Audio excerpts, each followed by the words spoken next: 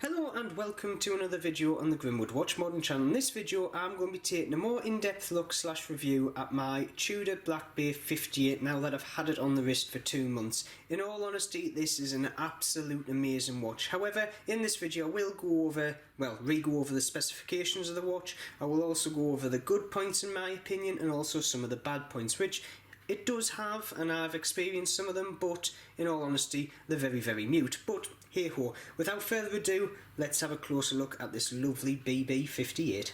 So first things first, let's just recap over the sizing and also the specification of this lovely Black Bay 58. So the diameter of the case is 39mm, the lug to lug is just shy of 48mm, the depth of the watch is 11.9mm, and the lug width is 20mm. The movement running in this watch is a Tudor MT5402 with 28,800 beats per minute and also a 70-hour power reserve. Case itself is stainless steel with lovely polished sides and brushed top with lovely chamfers all the way around to give it that vintage look. We have a screw down crown to obviously help with that 200 metre water resistance rating it's got. We then move on to that lovely domed bit of crystal that you have on there, absolutely lovely. Doesn't have any AR coating on by the way, but I will get onto that later on in the video. We also have on this model this lovely stainless steel bracelet which I adore. Don't get me wrong, there's one bad point which I will cover in the good and bad points part of this video, but all in all, lovely bracelet. So with the specifications out the way, let's get on to the good points. So after 2 months of wearing this watch, what are the good points in my opinion? Well, first off I'm going to start on the wrist and the size, and the sizing is absolutely superb. It's basically spot on, especially for a wrist of my size. It's 6 3/4 inches. The 39mm case, that 11.9mm depth, it just makes the watch wear lovely. It's very comfortable. Half the time when I'm wearing this watch out, I don't even realise it's on the wrist, it's that comfy. And like I say, that's a mixture between the watch sizing and also the bracelet, so I can't comment on the actual leather strap or the NATO strap, or the fabric strap I should say, on this watch, but on the bracelet it is absolutely superb. Next good point, the styling, and the vintage styling of this watch is absolutely superb. We obviously have that lovely unguarded massive crown sticking out the side there with that lovely rose motif on the end. We then have the matte black and gilded colour scheme that's just carried on throughout the watch itself, which I think just arcs back to 1950s, 1960s dive watches. We then come to the aluminium bezel insert, which in my mind fits the watch perfectly. There is some debate whether they should have gone with a ceramic one if you look on the forums, but personally I would take the vintage look of the aluminium over the hard wearing ceramic any day of the week, and having that lovely little red triangle on there I think just tops it off, having that little bit of colour.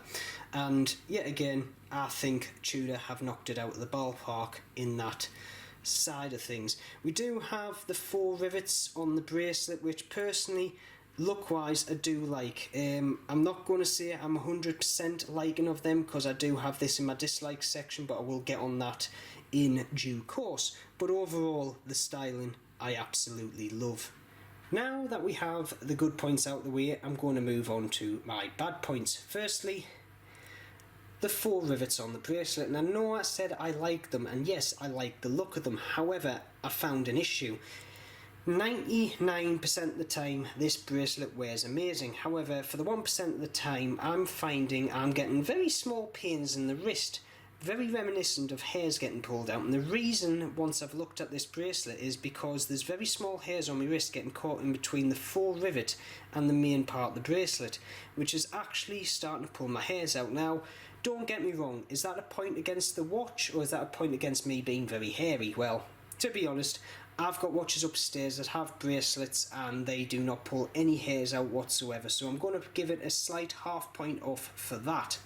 Next one, the in-house movement. Yet again, I put it as a good point, but in the same hand it's a bad point, because it means you're going to have to either go to Tudor or Tudor authorised service centre to get these watches serviced and repaired, which means a very, very big bill. Now, Tudor and Rolex do restrict the parts supply of basically the parts for the watch movement, which means the everyday watchmaker / service centre might not be able to get the hands on them, which wasn't the case when obviously the original Black Bears had the ETA movements in, which basically any person could purchase spare parts for and actually service the watches themselves or pass them to a semi-decent service centre. So even though in all reality this watch is a steal price-wise up front, when you start putting on service costs and basically just general wear and tear costs to get them fixed, that might soon not be the case. So it is something to keep in mind. Next one, the ER coating or lack of. Now this is my Breitling Super Ocean, which has very, very good ER coating on both sides of the crystal. Now, as we can see, the Breitling takes any light glare quite well. Even directly, you can see it absorbs it very, very nicely. However, the Tudor just reflects anything that's shone upon it. And I do get that Tudor and Rolex do not put ER coatings on their crystals for many reasons, but in all honesty, I think with modern watches of today, it is a nice feature to have. Next point, which isn't against the watch but more Tudor themselves, the 2-year warranty. Now, yet again, this goes hand in hand with the movement. Now, this is a new movement that hasn't been on the block for that long, and in all honesty, there hasn't been that many reports of bad movements in this particular model. However, I would have liked to have seen Tudor put maybe a 3 or even 5-year warranty on their watch to say, look, we've got confidence that this movement will last 5 years, no problem. If it doesn't, we'll take it back, we'll pick up the cost, and just give the customers a bit of satisfaction and a bit of comfort knowing that they've got a decent quality watch. After 2 years, if anything goes wrong with this watch, you're going to have to stump up quite a bit of money to get it repaired, and it could even be the fact of it is a slight issue with the movement itself. But yet again, that's not particularly with the watch but more Tudor as a company. To sum up the Black Bear 58, in all honesty, it is the perfect watch for me. The size, the styling, the fit, the finish, it just ticks all of them boxes. Don't get me wrong, it does have a few little niggles like I touched upon. However, those might just be with myself and nobody else. But I had to put them up on the video because I had come across them. So, please put in the comments, do you think the Black Bear 58 is all that it's hyped up to be? Or do you think it's just overly hyped and there's a lot better watches out on the market there at better price points or just more watch for your money? Please do put in the comments. If you do like this video, please subscribe and also hit that little bell button in the corner there just so you've got notifications when my videos come up. And as always, keep safe and I shall see you soon.